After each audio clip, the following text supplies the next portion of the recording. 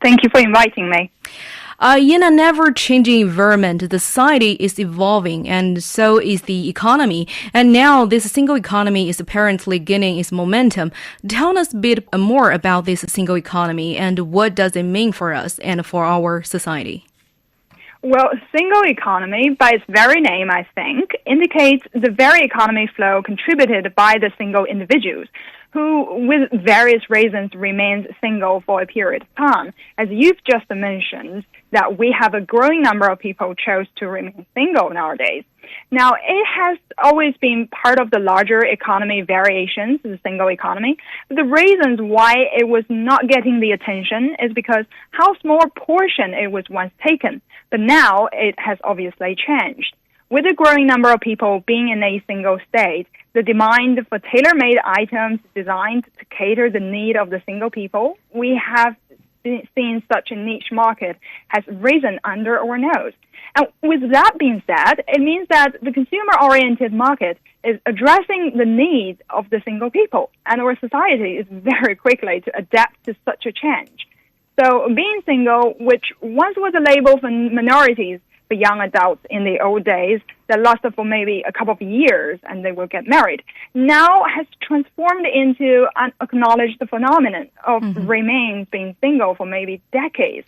And more importantly, our society enables them to find their very own lifestyles by offering them a world full of possibilities. As you just mentioned, they wouldn't give up their luxuries of lifestyle.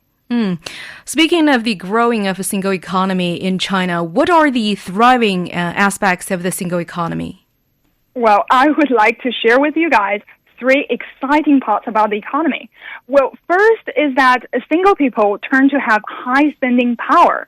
Now, this is sort of self-explanatory. They don't really need to shoulder the responsibilities of a family because there is really none.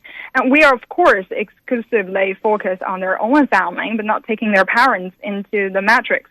So they are self-financed, and they have more cash flow comparing to those who have kids and need tuitions for schools. And secondly, since they are out there to spend their money, then what do they actually spend on? I'll give you some examples. I've heard that those cute mini home appliances are very popular on the market right now. Oh, but remind you that maybe the size of them are only taking half of the space, but you're not going to get a 50% discount on the price. So the sellers can promote on the energy saving, in the meantime, making more money. Now, why wouldn't anyone want to extend that product line? So with more money and more time to almost only invest on themselves, we are seeing single people are more likely to be involved in the professional development and join the online training programs. They are single and have almost no family obligations, but that also means that they need to earn their own bread and butter, and that means their careers matter. Some well-off single men or women are also dabbling in the investment world. They tend to invest in a coffee house or R&B business, which suits their ideology and enjoying their life while making some money. Another interesting thing worth noting is a pet business. We're seeing more pet beauty salons and pet hospitals were set up due to the large demand for keeping pets. Humans with or without partners can find consults from their pets, and it seems that single people are also pet lovers. And statistics show that there's a steady growth in single people purchasing pets in order and ordering pet food online. And besides that, we see some couple of like dating websites and apps are doing very well these days. And lastly, as I've just mentioned, they have this high potential of consumption in the future. Basically, just upgrade every business mode that we've just talked about. More cash flow, more capital. Instead of like feeding your cats and pets with the leftovers of your meal, treat them with import great food. So that's the upgrade. That's fascinating. What you were talking about were not new business sectors, but they have managed to separate from the traditional ones and found their own ways. I wonder what else is growing with the backdrop of COVID-19 when the economy is obviously taking a hit.